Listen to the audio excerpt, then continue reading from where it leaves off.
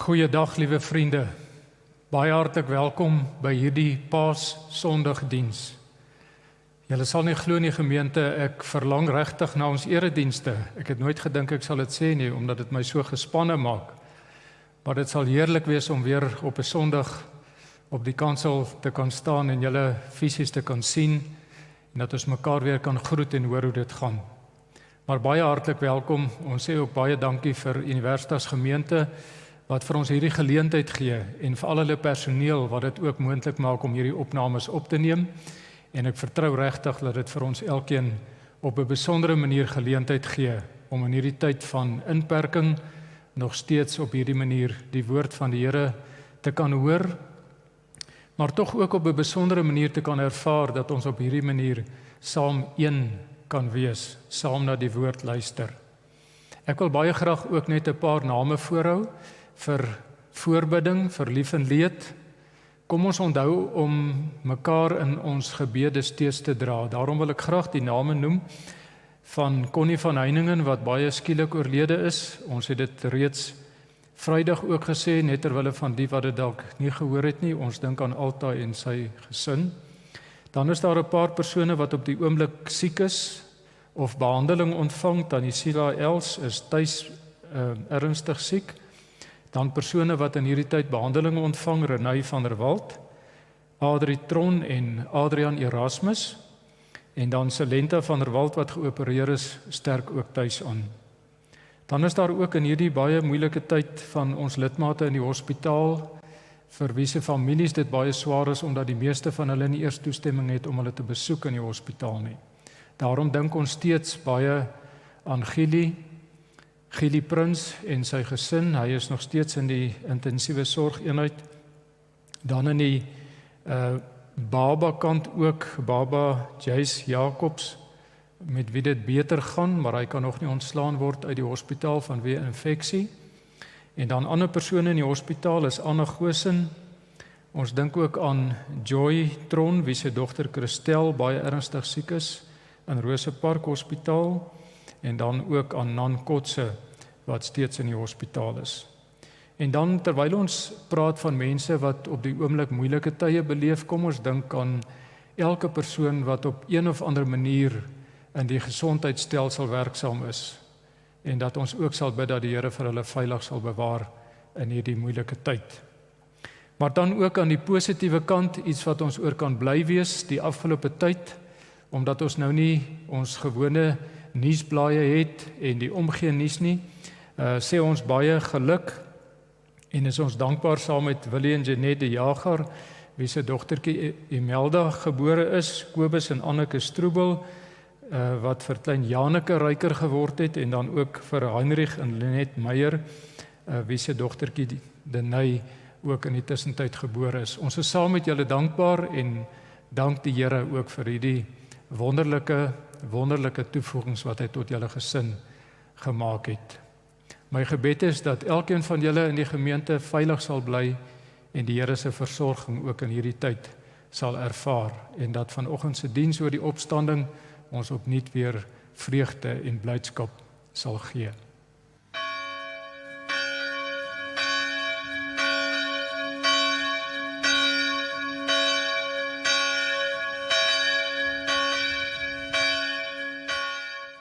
Liewe vriende, ek wil graag dat ons op hierdie opstandingsdag 'n lied saam sing wat juis vertel van die Paasfees klokke wat ons herinner aan die opstanding en die lewe van Christus. Ons sing saam van lied 409 vers 1 tot 3.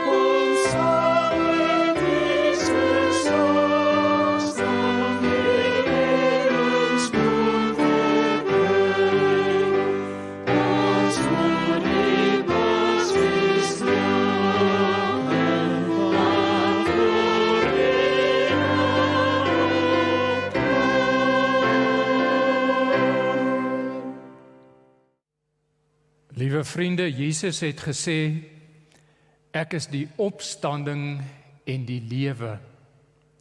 Wie in my glo sal lewe, al het hy ook gesterwe. En wie lewe en in my glo, sal in alle ewigheid nooit sterwe nie. Glo jy dit? Op hierdie opstandingsdag groet ek jou in die naam van die Here wat gesê het, ek is die weg en ek is die waarheid. En vanoggend veral, hy is die lewe. Amen. Vriende, kom ons word stil, kom ons maak ons harte en ons lewens oop vir die Here, wanneer ons met hom praat in die gebed.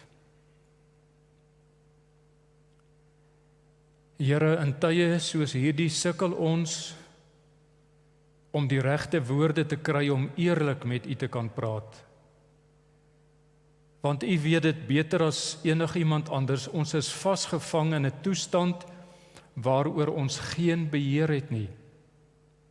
Ons probeer hard om positief te bly, Here.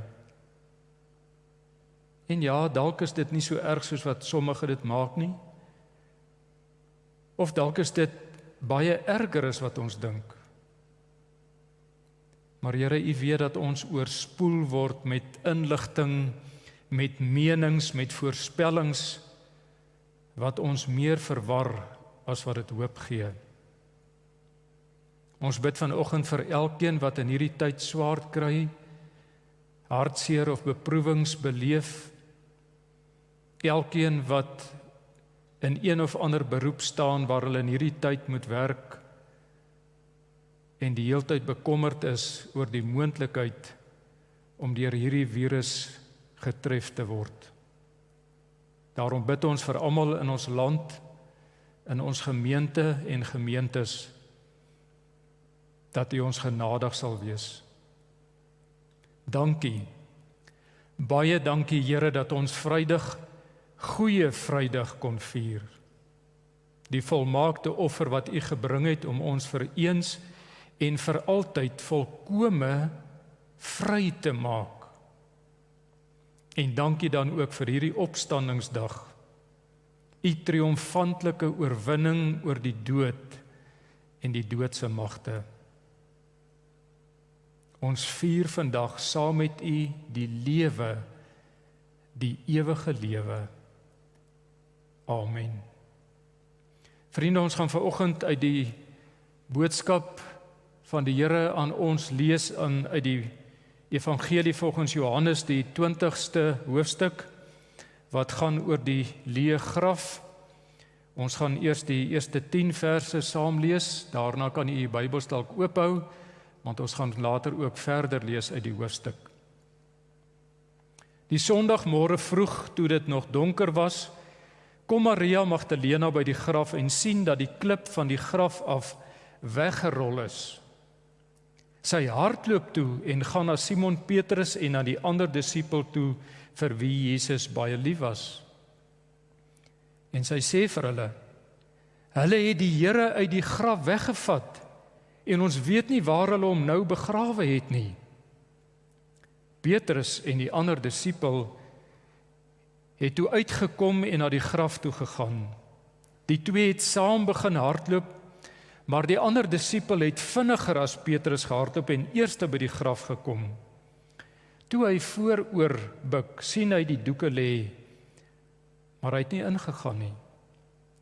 Na hom het Simon Petrus ook daar aangekom en hy het in die graf ingegaan en hy sien toe die doeke daar lê, ook die doek wat om Jesus se kop was. Die doek het nie by die ander doeke gelê nie, maar was een kant afsonderlik opgerol.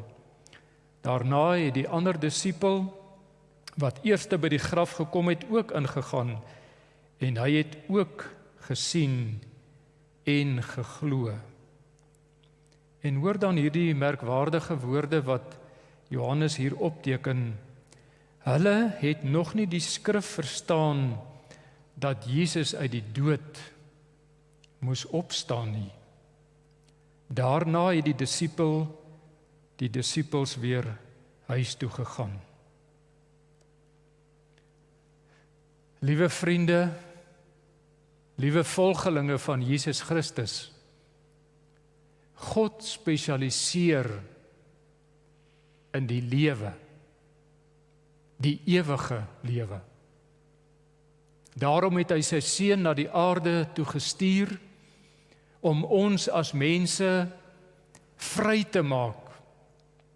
Vry te maak van enige iets wat hierdie lewe wat God gee, op 'n manier in te perk of minder besonders te maak nie. Nou waar kom ons daaraan? Hoekom sou ons kan sê dat God lewe gee, dat hy ons bevry? Want Johannes vertel dit vir ons op 'n baie besondere manier. Daar is 2 tekste wat ons kan gebruik om dit te onderstreep. In hoofstuk 8 vers 36 sê hy, eers as die seun, en hoor wat staan daar, eers as die seun julle vry maak, sal julle werklik vry wees. Onderstreep die woordjie vry. En dan in die bekende Johannes 10 vers 10 hoor ons Jesus sê, ek het gekom, hoekom? Sodat hulle die lewe kan hê, en dit in oorvloed. Nou liewe vriende, hierdie 2 tekste onderstreep met ander woorde die rede waarom ons vandag opstanding kan vier as iets wat blydskap en vreugde bring. Dat ons vandag dit kan vier dat die lewe die dood oorwin het. Dat ons vandag regtig met vreugde en in blydskap hier saam kan wees. As ons nou na Johannes se evangelie kyk, dan verstaan ons 'n bietjie wat word daar gesê oor die disippels. Hulle het nog nie verstaan dat Jesus uit die dood moes opstaan nie. Want ons het ook 'n probleem. Ons ervaar 2 uiteenlopende, baie intense belewennisse.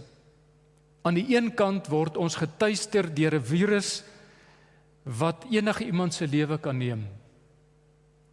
Wat ons laat voel ons is uitgelewer. Maar aan die ander kant vier ons vandag die opstanding van Christus, juis die bevryding van die dood, die lewe wat die dood oorwin het. En daarom verstaan ons so goed hoe die disippels gevoel het met hierdie 2 uiteenlopende harte wat 'n mens amper gelyktydig kan beleef. Want, kyk wat sê vers 9, hulle het nog nie die skrif verstaan dat Jesus uit die dood moes opstaan nie. Ek wil hê dat u 'n baie belangrike punt nie moet miskyk nie. Jesus is nie net besorg oor mense se siele nie. As u die evangelie lees, dan sal u hoor hoe dat Jesus stadig maar seker, stelselmatig elkeen van sy volgelinge vry maak deur vir hulle die lewe te gee. En as 'n mens Johannes se evangelie lees, vriende, dan is dit amper soos die who is who van mense wat vrygemaak is. En ek wens ons het tyd gehad om oor almal 'n bietjie na te dink. Maar kom ek noem net 'n paar voorbeelde. Nikodemus was 'n geleerde man. Hy was deel van die geestelike elite. Hy het in die regte kringe beweeg. Maar op 'n manier het Jesus van Nasaret vir hom 'n uitdaging gebied. Hy het gevoel hierdie man het iets wat ek van moet weet. En as ons in Johannes 3 lees, dan kom ons agter dat hy nie eintlik weet wat om vir Jesus te vra nie, maar dat Jesus dan juis op 'n manier aan hom openbaar om te sê, Nikodemus, weet jy hoe om vry te word? Jy moet van bo af gebore word. En net voor die gedeelte wat ons nou saam gelees het, hoor ons dat wanneer Jesus gekruisig is, kom hy en hy bring 'n klomp mirre sodat Jesus se liggaam gesalf kan word. Miskien het die bevryding toe van bo af vir Nikodemus gekom.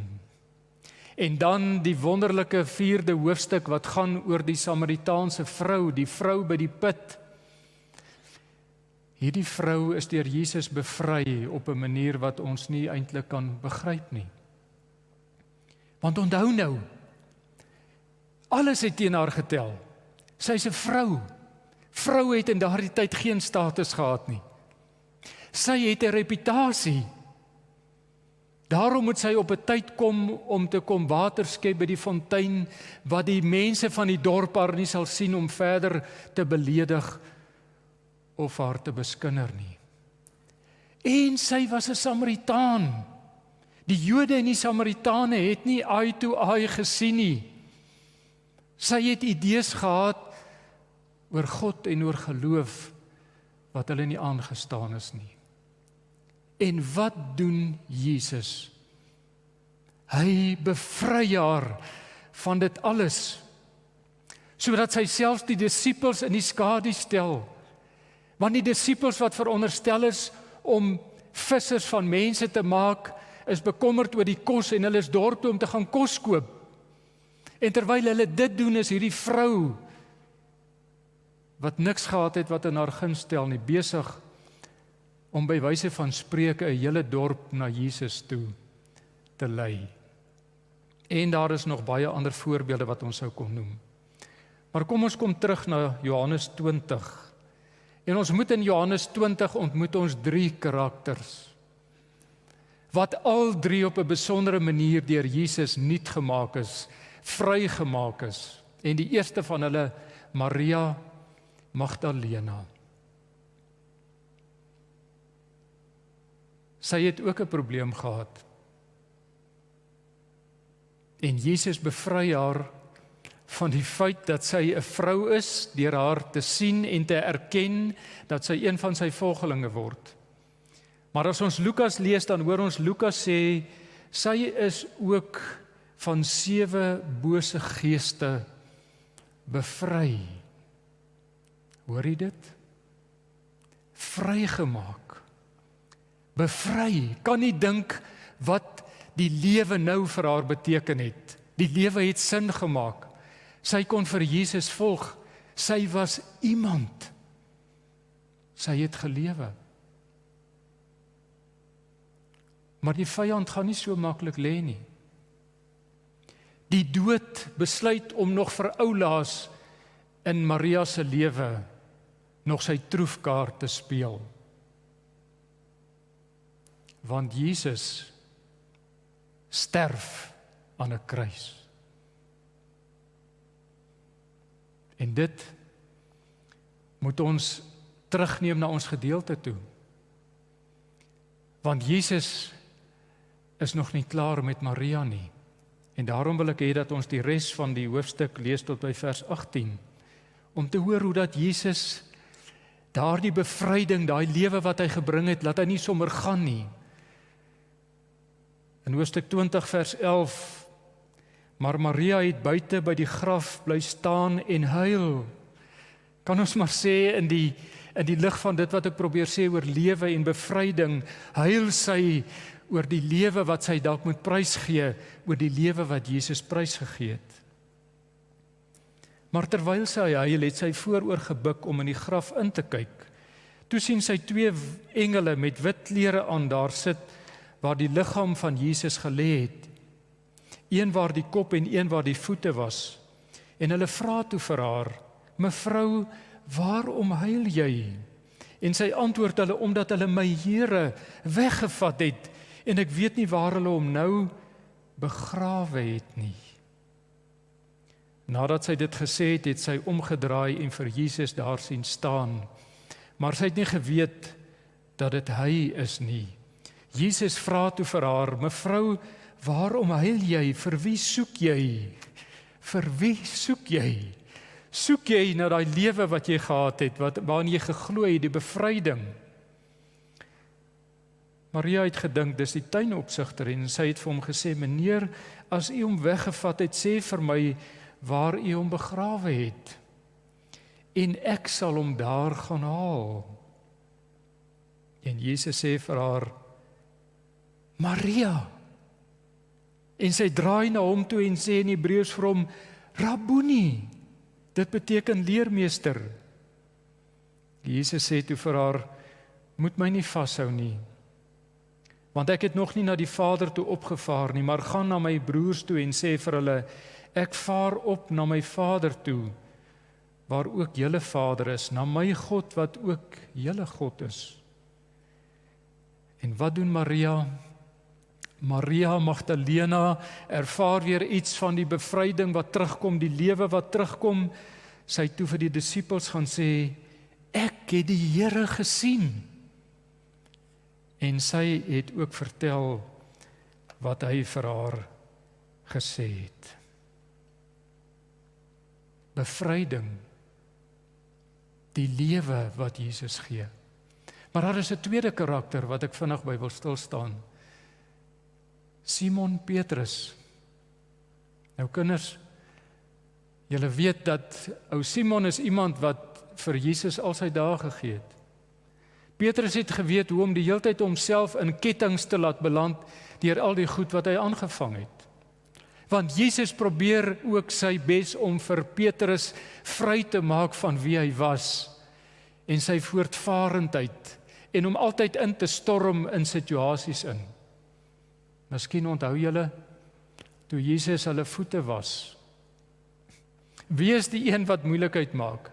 Petrus wat dadelik sê, Here, wil U my voete was in alle ewigheid nooit nie. En wanneer Jesus hom bietjie laat verstaan, dit is vir sy eie bevryding, vir die lewe, dan skielik verander hy weer sy deentjie. Maar Here, dan nie net my voete nie, maar my hele liggaam.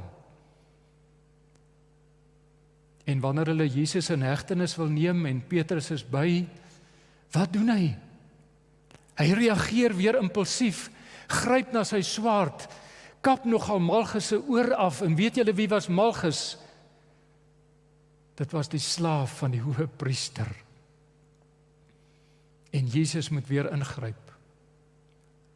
En dan, liewe vriende, een van die mees dramatiese verlonings wat in die Bybel vir ons vertel word, kom van Petrus in die proses om deur Jesus vrygemaak te word. Petrus, o Petrus. En dan een van die mees aangrypende bevrydingsverhale wat ek nooit kan lees sonder om 'n knop in my keel te kry nie. Hoe dat Jesus nie opgee op die lewe wat hy bring nie. Hoe Jesus nooit ophou om mense te bevry nie, wanneer hy nie minder nie as 3 keer vir Petrus vryspreek. En onthou nou op watter manier, deur vir hom te vra, het jy my lief? Hierdie bevryding kom deur liefde. Ons sal later weer 'n bietjie daarna kyk. Maar nog 'n baie derde interessante karakter wat ons kry in die gedeelte wat ons gelees het van vers 1 tot 10. Die enigste evangelie wat dit doen, 'n naamlose disipel. Johannes praat van die ander disipel. Maar wat interessant is, vriende, is dat sy eintlike naam is, en hoor nou mooi, die disipel vir wie Jesus baie lief gehad het, die liefde staan voorop. Wat is die kernelement van die ewige lewe? Wat is die belangrikste bestanddeel van iemand wat die ewige lewe het? Dis liefde. Dink nou byvoorbeeld, waar op aarde is daar nie oral Christene nie, volgelinge van Jesus Christus? Jy kan na enige een van hulle toe gaan en vir hulle vra, wat staan in Johannes 3 vers 16? En ek is baie seker die meeste van hulle sal kan sê, want so lief het God die wêreld gehad, dat hy sy seun gegee het. Lewe, liefde, vryheid. As ons daarna kyk en daaroor nadink, dan is daar 'n baie besondere deel in die Johannes Evangelie, die laaste, die hoofstuk min of meer van 13 tot 17, noem hulle die afskeidsgesprekke. Het jy al ooit in jou lewe afskeid moes neem van iemand wat naby aan jou is? Daai afskeidswoorde is besonders, dit is spesiaal, dit lê naby aan jou, dit kom uit jou hart uit. En hierdie woorde, hierdie hoofstukke is daai laaste paar ure miskien van Jesus saam met sy disippels, en hy sluit dit af deur vir hulle te bid, dat hierdie vryheid, hierdie lewe sal voortgaan, want daar het vir hulle 'n moeilike pad voorgelê. Maar kom ek wys vir julle, wat is 'n deel aan die einde van dit wat Jesus vir hulle bid? In hoofstuk 17 vers 26 vind ons dit. Jesus bid, ek het u naam aan hulle bekend gemaak, en ek sal dit verder bekend maak. En kyk nou mooi wat bid hy, sodat die liefde wat u aan my bewys het, in hulle kan wees, en ek ook in hulle.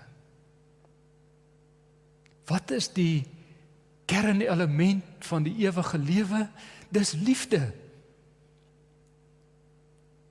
Ek wil jou uitnooi. Hierdie is 'n baie besonderse skryfstyl van Johannes, 'n tegniek, dat hierdie ander disipel, die disipel sonder 'n naam, ek wil jou uitnooi, wil jy nie iets doen nie, lees daai gedeelte en sit jou eie naam in waar staan die ander disipel. Want ek dink dis wat Johannes wil doen. Johannes wil sê, daar is plek vir jou in hierdie proses van lewend maak, van vry maak. Jy kan ook vry wees. Omdat jy mos glo in hom, omdat jy ook vir hom liefhet, sodat hy jou daardeur kan vrymaak. Kom ons vat dit saam, liewe vriende, op hierdie opstandingsdag. Hoe kan ons as volgelinge, as vrygemaaktes, as mense wat die ewige lewe het, hoe kry ons hierdie kuns reg om die heeltyd met hierdie twee realiteite saam te leef? Aan die een kant dit wat hartseer is, aan die ander kant dit wat vreugde is, aan die een kant dit wat swaar is en beter is. Ja, die lewe en die dood. Om dit die heeltyd by mekaar te hou, want in Christene se lewe is dit nie die een of die ander nie, dis altyd al twee. Want om vry te kom, om liefde te hê, beteken dat ons die kuns ontwikkel om met dit altwee te leef. Ek het raak gelees wat Raymond Brown sê oor die opstanding van Jesus, en ek wil dit graag met julle deel. Hy skryf, the idea that Jesus' body is no longer in the tomb is not just an interesting detail about the victory over death. Dis nie maar net 'n voorlopige of 'n interessante detail nie. Hy sê, it is essential to understand a major aspect in Christian theology, in die verstaan van God. Namely that what God creates, dit wat God geskep het, is not destroyed, but is recreated and transformed. Hoor jy dit? Wat God skep, kan nie vernietig word nie. Die lewe wat hy gee en die vryheid, kan net die heeltyd herskep word, weer nuut gemaak word en getransformeer word. Liewe vriende, Jesus Christus het die sleutel nie net om die geestelike kettinge wat ons bind los te sluit nie, maar ook vir ons totale lewe, ook in hierdie tyd waarin ons leef. Daar is 'n belangrike vraag waarmee Johannes ons los. Waaraan sal mense kan sien dat ons vrygemaak is? Dat ons die ewige lewe het? Johannes sê dit in een woord: liefde. Liefde. Dis tog wat Jesus self gesê het in Johannes 15 vers 9. Soos die Vader my liefhet, het ek julle ook lief. Julle moet in my liefde bly. Geliefdes, kom ons doen dit nie net op hierdie opstandingsdag nie, maar ook in hierdie tyd waarin ons leef, om die liefde waarmee Jesus ons liefhet, ook uit te deel, omdat ons glo en vrygemaak is. Amen. Kom ons vier iets van dit wat Jesus gedoen het, deur saam te sing van Vlam 60, wat hierdie verhaal op 'n besondere manier ook vertel.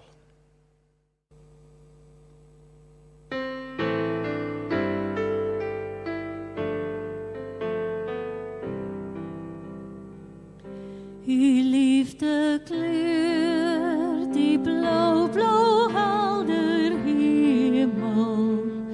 U goedheid reis die dagbreek oor die see. U almag blink in maanlig oor die berge.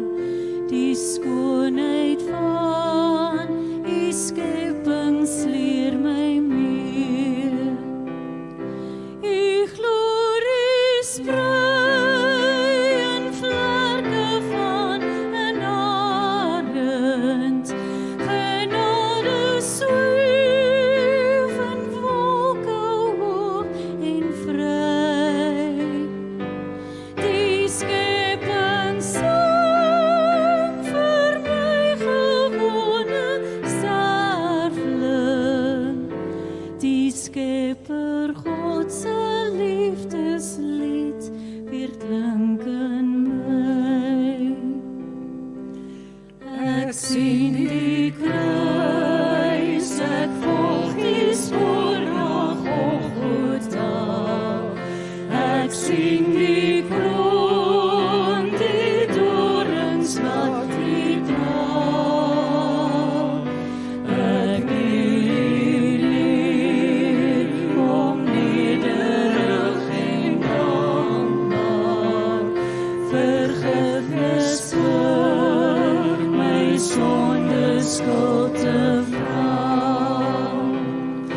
Ek ken die kruis, ek ken die man van smarte. Ek voel die pyn, die liefdesbloed bevry. En van die kruis ontkom die slegte note. Die lam van God se liefdeslied weer klink in my. Wat is die mens dat die oor hom sal glimlag? En wie is ek dat die vir my sal kom? Hoe groot die liefde, grenslose genade. Die lam van God se liefdeslied weer klink in my. Van krib tot kruis weer klink die liefdeslied van my.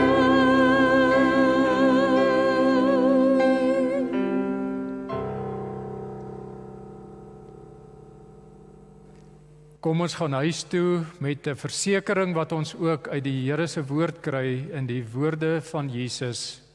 Wanneer ons huis toe gaan en verder gaan leef, gaan hy saam met hom. En onthou, Jesus het gesê, dit verseker ek julle, daar kom 'n tyd en dit is nou, wanneer die dooies die stem van die Seun van God sal hoor, en wie daaraan gehoor gee, sal lewe, vry lewe. Amen. Kom ons sluit af met 'n triomflied waarmee ons teruggaan na ons gewone lewe toe, wat eintlik op die oomblik 'n abnormale lewe is. Wanneer ons ook 'n triomflied saam sing, lied 417 vers 1 en 2.